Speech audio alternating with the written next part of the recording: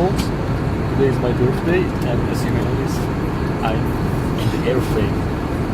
I'm drinking rosé. It's because I'm flying to France. The weather is beautiful there. I still have something to tell you. Yesterday I published another blog post. In this article I was telling about Sequelize ORM and Mesdames et messieurs, nous allons bientôt atterrir. Assurez-vous que votre bagage à main est bien rangé, ainsi que votre ordinateur portable. it is part of a series of tutorials about JavaScript and backend.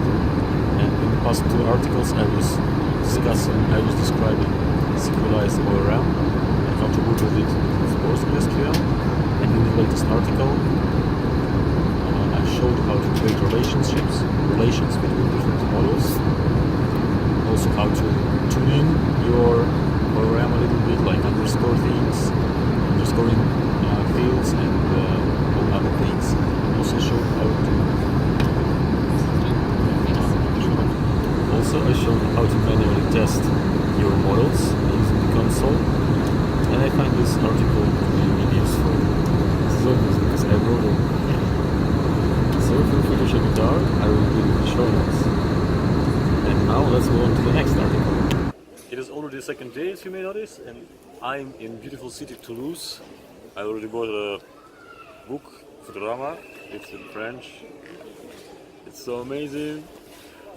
So, the second topic I want to talk about is recently published ArangoDB article. You remember a couple of videos ago I were describing their article about their benchmark, and after they published their benchmark, authors or CTOs of Neo4j and PostgreSQL wrote them in Twitter and in Reddit that guys, that's a bullshit, you used wrong configuration for our databases, and let me show you how our databases are really really productive. And they tried it, they sent them their configuration, they reran all tests, and voila, it is still more or less the same. So ArangoDB still rocks on their rocks engine, and this is really amazing. I think all this story is very funny that they published benchmark, their competitors told them that they are wrong, they redid benchmark with proper configuration, and they are still wrong. That's so amazing. As you may notice, today I don't have any notebook or whatever to look into, and an amount of my and other filler words are increased so much, and my English became much worse. But still, I'm glad that you're watching me. And let's move on to the next topic. The third topic is teleportation. I'm back in a very cozy apartment, Airbnb apartment. So the third topic is about Ruby, and I find it really hilarious. As you may know, if you're using Ruby on your everyday job, you should know this. So you have strings and you have symbols, and if you have the same symbol multiple times in your Ruby code, it will be one object in memory. But if you're using strings, every time you write even the same string in your code, the new object in memory will be created. And this is just how Ruby works. And not so long time ago, couple of years, they announced string frozen. It means that if you use some string and then you reuse it, your previous string will be reused, not the new object will be created.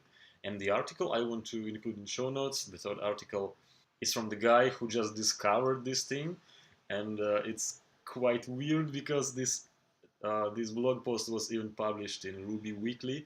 It's the biggest newsletter aggregator for Ruby.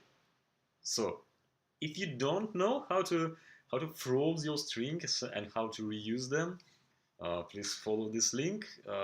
Just in one word, you have to add one magic comment on top of your class, frozen string literals :true, and that's it. It is a really amazing tweak Ruby has, and if you don't know this, definitely check out this article. This is it from me for today and yesterday. And probably on evening I will publish one more video, but I'm not sure because the weather is beautiful outside. I hope it will be the same the whole day. And I will mostly be walking around and not reading technical articles. I wish you all the best. If you are still watching this is so amazing. So it means that you were able to listen all this terrible sound I had on the start of my video. I wish you all the best and see you very soon. Have a great weekend!